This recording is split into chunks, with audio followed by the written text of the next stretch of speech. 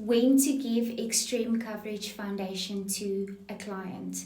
So I would personally say it's best giving this foundation to dry to extremely dry skin, because a dry skin absorbs this product so well, and with a dry skin you won't have that oily look that clients tend to let's say moan about, because lots of people tend to say that the extreme coverage foundation makes them look oily. So for a dry skin that would be completely different, and I have first-hand experience with this. This is one foundation that my skin actually handles very well besides the serum foundation, because my skin like pulls it in and I don't have that oily look. So with combination skin, it would be a gamble to give this foundation, because where they tend to get oily, maybe in the T-zone, it will look oily. So I would rather stick to giving this for clients that have extremely dry skin or dry skin. I really can't put a bigger explanation mark at the end of the sentence.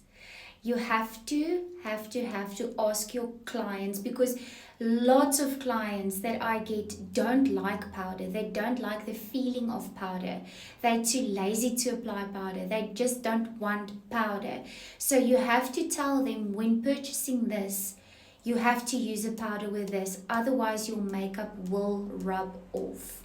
So I found that you still do your day cream, but less day cream, because this is already sort of an oily base.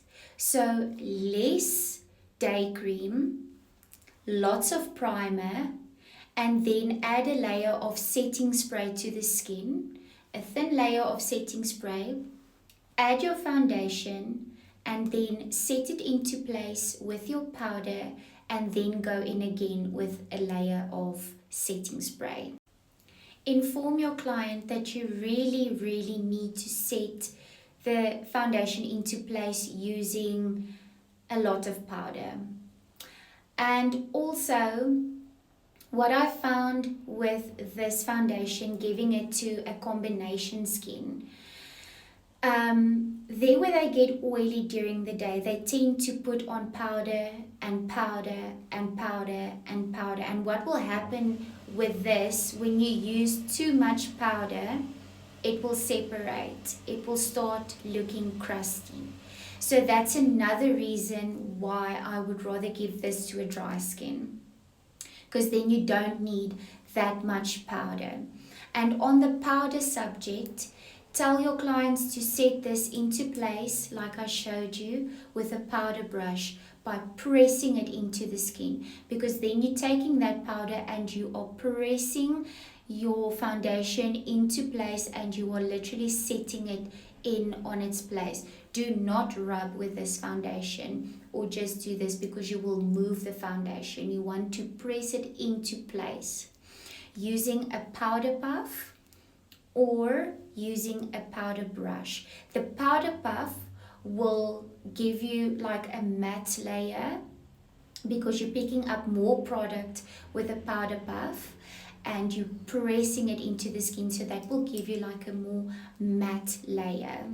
And then with a powder brush, you pick up a little less product, but you also will still have that like slight glow, but not totally matte. So people give feedback on this rubbing off, or it's not a good foundation because everything is full of foundation, but it's because they don't wear powder with it. So we need to educate our clients on the important things, how to make your makeup look on fleek for the whole day. This is what you need to do. If you have a client coming in only purchasing this foundation without a primer or a powder, you need to start asking questions. Ask lots of questions. Tell the client, you need a powder to set this. You need your primer for the oil control, and to prep the skin. although you have a dry skin and you are applying an oilier base foundation, you need it. Because some clients will think that, oh, I still have that banana powder at home, or I've got that powder that I bought and I still want to use that until it's done, then I'll come purchase. But now what will happen in that scenario is they will have a powder at home with a color. Now they'll put that color on this shade. It will change the shade of the foundation, or the powder will not work well with Moisture Macy and it will separate. So that is two things to keep in mind. Always ask, but what powder do you have at home? If they have a compact powder, it will also not set this foundation nicely into place, because we need a translucent powder and we need a powder that goes well with the shade that you chose. People will want to first use what they have at home, primer for instance. Now the client comes in and she has a silicone based primer with this. It's not going to work. The makeup will move around on her skin. It will rub off. It will be a disaster. So tell them this so that they know. Say, I've got this for you when you're ready to come purchase it. But this is what our primer does, this is what our powder does, and that is how you will achieve a flawless look. I would not recommend giving this to a mature skin, because a mature skin does not like powder. I've had lots of ladies coming in telling me that they don't like powder, the feeling of powder. And what will happen is, if you give this to a mature skin, they will need powder to set it into place.